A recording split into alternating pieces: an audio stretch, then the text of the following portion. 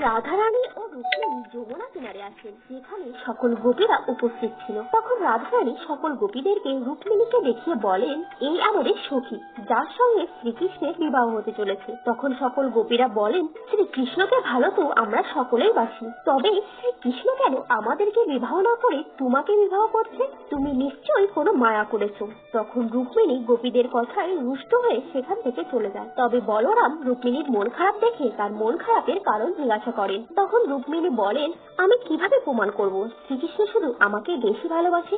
তখন বলরাম বলেন, শ্রীকৃষ্ণ যাকে সব থেকে বেশি ভালোবাসে সে কখনোই যমুনায় ডুবতে পারে না। রাধারানী তো স্বয়ং যমুনা পার করেছিলেন। রুক্মিণী তার ভালোবাসার পরীক্ষা দিতে যমুনার জলে নিজেকে সমর্পণ করতে যায়। তখন রাধারানী তাকে বাধা দেয়। তখন রুক্মিণী রাধারানীকে জিজ্ঞাসা করেন, তুমি কি সত্যিই যমুনা পার করেছিলে? তখন রাধারানী বলেন, হ্যাঁ সত্য। তখন রুক্মিণী কোনো বাধা না মেনে প্রেমে